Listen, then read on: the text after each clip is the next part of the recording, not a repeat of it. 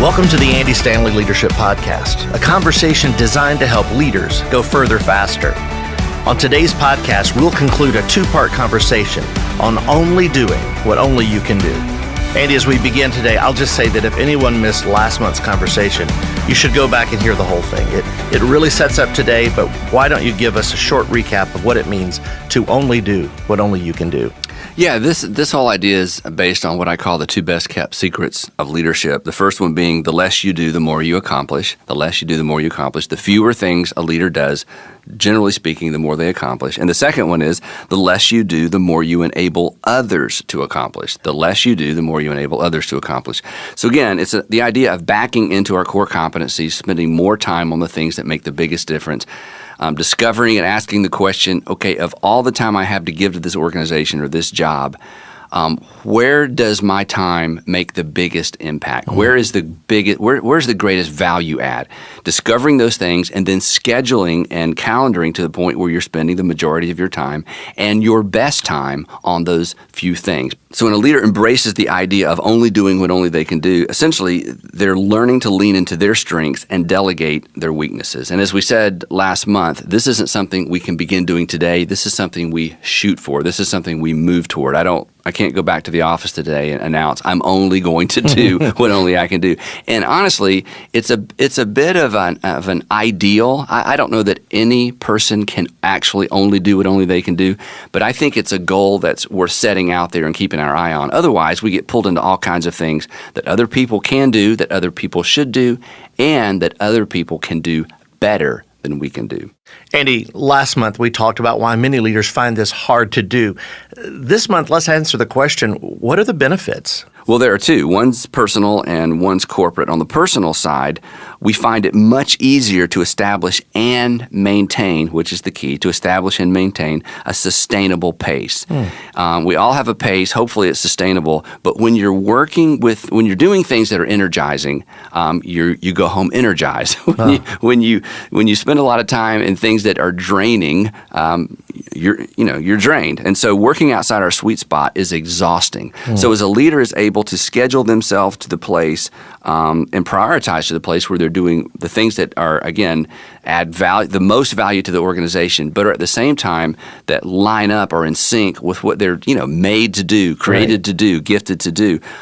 It's more energizing. So consequently, personally, it's much, much, much easier to create a sustainable pace. On the corporate side, the real win is you end up with an organization that reflects your strengths but not your weaknesses. And last month we talked about the myth that a great leader is great at everything. And the reason we think they're great at everything is because their organization is great. And we think that somehow a great organization or a well-balanced organization somehow reflects the personality or the giftedness of the leader. That's not the case at all.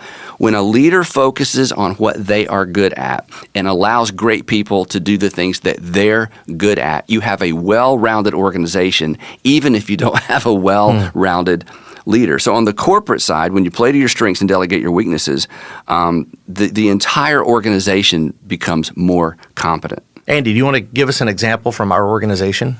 Yeah, the example that always comes to mind is our reputation in our communities is that we do great events. I mean, we put on events, and people who don't even attend any of our churches will come to our events. We do great events. I am never involved in event planning. In fact, they lock the door and turn off the lights if they think I'm going to show up at a planning meeting for an event. Now, that's not 100% true, but I know my value add when it comes to event planning. My value add is content. But if it is an event that is not primarily about content, I should stay away.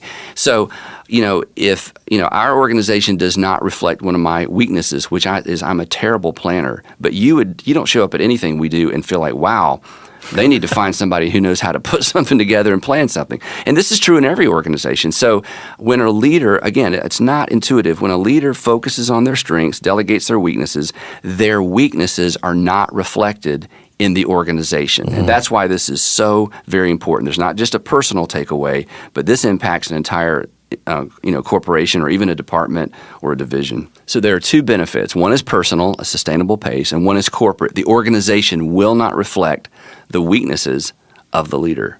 Andy, as clear as the organizational benefits are, I've heard you warn leaders. They're not automatic. You have to be willing to develop other leaders. Absolutely, and a lot of leaders just won't take the time to develop other leaders. We've talked a lot about that on this podcast, and oftentimes the reason we don't is because of that old adage, if you want it done right, do it yourself.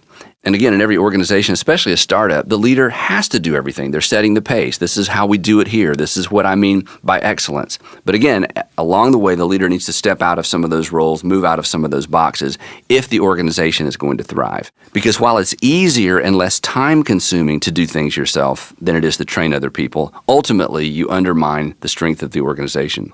Lane, as you know, at the end of the day, leadership really isn't even about getting things done right. Leadership is about getting things done through other people.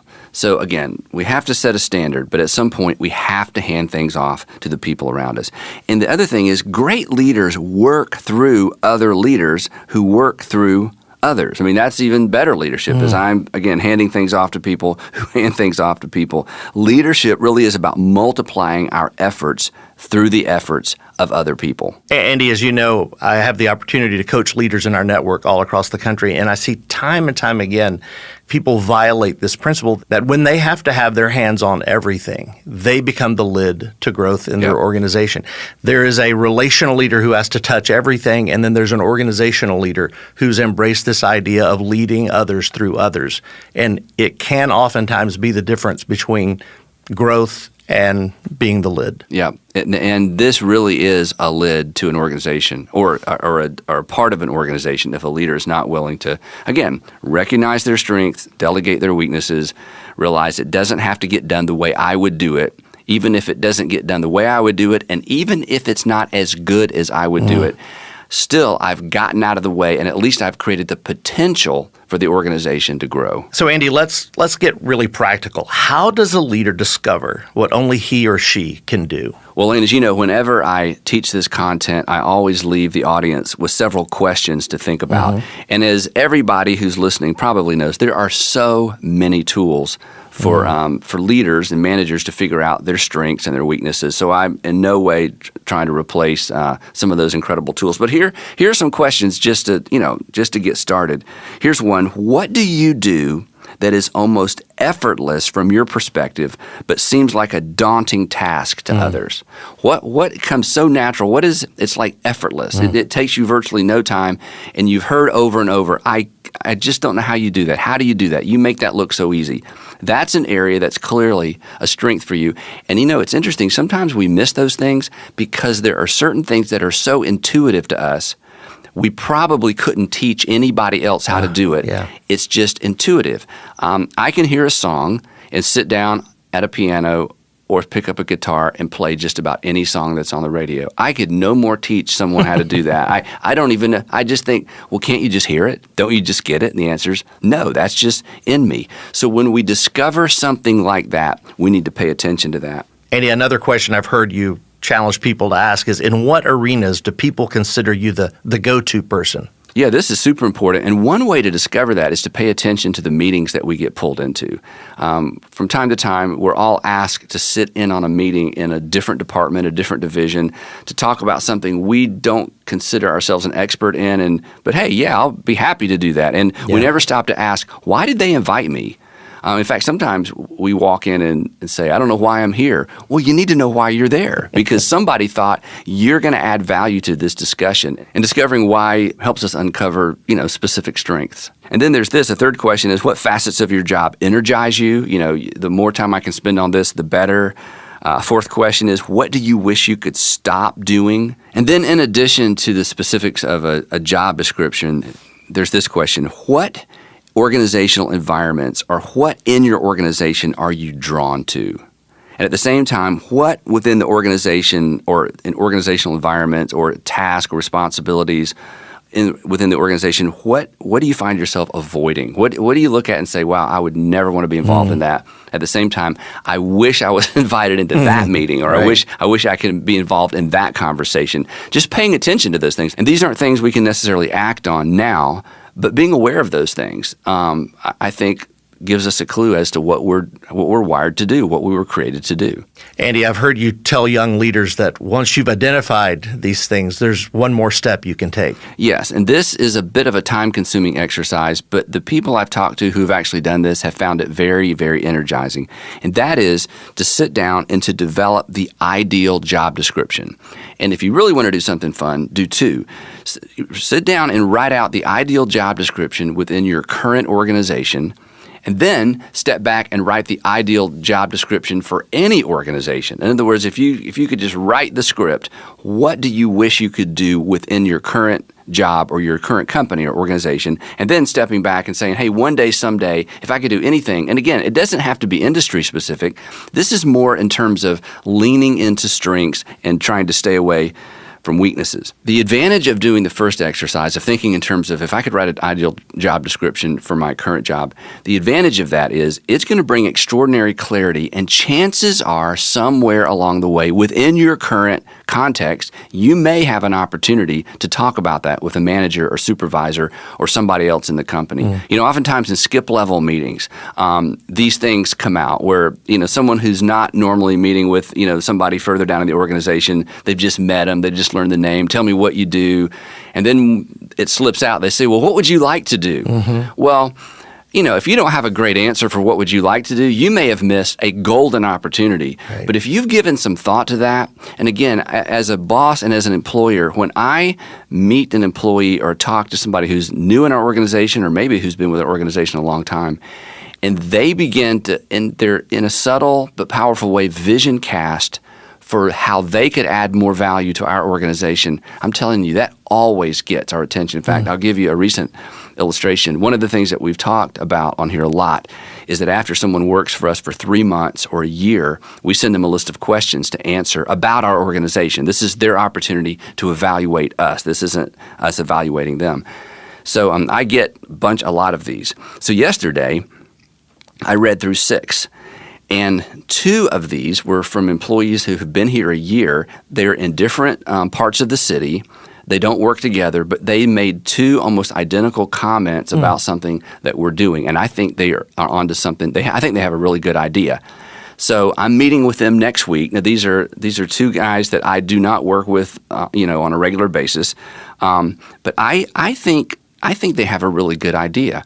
Well, if I didn't know what they were thinking, and if they didn't have the opportunity, to put that out there somewhere, I would miss it. But as a leader, my antenna went up. I'm like, I want to know more about that. Right. So they know we're going to get together. They know we're going to meet. I've told them why. I had to first say, you're not in trouble. That's always the first thing, right? You're not in trouble. I was intrigued by something you put on your 1-year evaluation, and this could lead to them having an opportunity to do more of what they are wired to do and less of maybe some things they don't want to do. So the point being, the more prepared we are for those chance conversations, the greater the potential that we might actually get the opportunity to do more of what we're wired to do and less of what we're not. Well, Andy, as we wrap up today's conversation, do you have any final thoughts? Yes, I do, and this will come as a surprise. This whole idea of only doing what only you can do, do not try this at home. At home, you do everything. At home, you don't say to your wife or your husband, you don't say, I'm not really an affectionate person, so you're going to have to go get affection somewhere else. You don't do this, okay? At home, we take out the trash. We are all things to all people at home, so please don't try this at home. This is for a corporate environment only. Find your strengths, lean into your strengths, begin to delegate your weaknesses, and pay attention to the things that energize you and pay attention to the things that you've become the go-to person for in your organization. Andy, thanks so much for today. And to all of our listeners, we want to thank you for joining us. Don't forget to check out the Andy Stanley